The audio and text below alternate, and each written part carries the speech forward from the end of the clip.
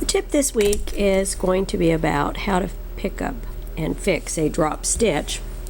And over the next few weeks, that is going to be the topics that I'm going to discuss. A lot of us have mistakes and then we don't notice them. And in fact, the biggest tip that I can give any knitter is so obvious, but I know very few knitters who do it. It is look at your work. If you look at your work, you'll see a mistake earlier than you will if you just kind of ignore it.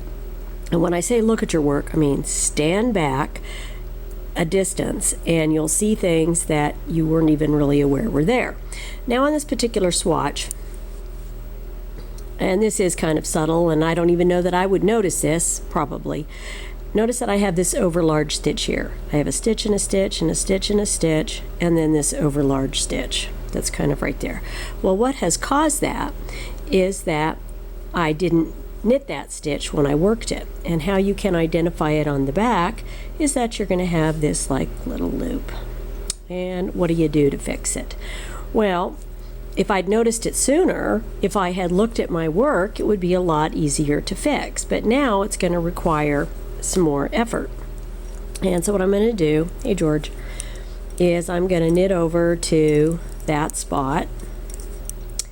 And as I said, we're going to discuss how to pick up drop stitches. We'll do it in different types of stitch patterns in the next weeks, but for right now it's going to be stockinette.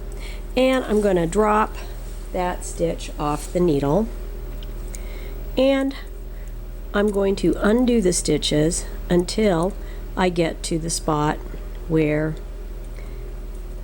the overlarge stitch is. And here it is. Now, do you see a potential problem that's going to occur here? Yeah, I can fix this stitch, but notice how much yarn I have in the spots where I let the stitches go and how much yarn I have at the location where I'm going to be fixing my drop stitch. Sometimes it's better to completely undo, rip out, and go back to the spot. Because what's going to happen when I pull this yarn to make a stitch? Well, it's going to pull yarn from the stitches on either side. So I may not be making something actually look better.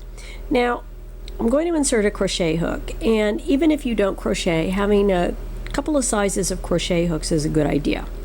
And I'm going to make sure that this stitch is not twisted. I'm going to insert my needle and I'm going to pull this stitch through. And then I'm just going to go up the ladder, because that's what it looks like, and pull those stitches through. And I'm going to make sure that I'm not twisting any of the stitches. Now if I were to twist it, what it would look like is that when I go to pull it through, and it would be very noticeable, so I don't want to do that. I'm going to pull it up and I'm going to put that stitch back on my needle and I'm good to go. Now, does that look all that much better than what I had there before? And again, this is what I said earlier. I can go pick that stitch up, but yeah, that's not all that much of an improvement. Now I can, let me get these stitches off the needle, I can manipulate this a bit by getting a tapestry needle. I don't have one handy right now, so I'm going to use my knitting needle, and I'm going to work a little bit of excess yarn into that area.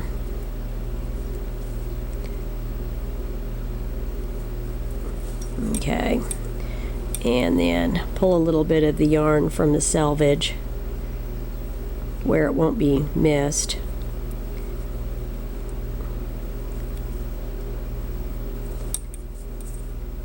And now that looks much better. It's still slightly smaller, but you can't tell. Then I turn it over on the back and I can't tell. So when you do this kind of fix, you need to think about the stitches that you have, how tight you are of a knitter, and if you've got some excess yarn that you can kind of steal from. Because the goal when you knit is that you want stitches to be of a similar size, not have smaller or larger stitches. And right now I'm trying to pull a little bit of excess yarn from the selvage into this guy. because it was still a little small. So you just stand back and look at it. Now, how could I have avoided all of this? Well, see, and then when I was pulling, I pulled from the wrong spot.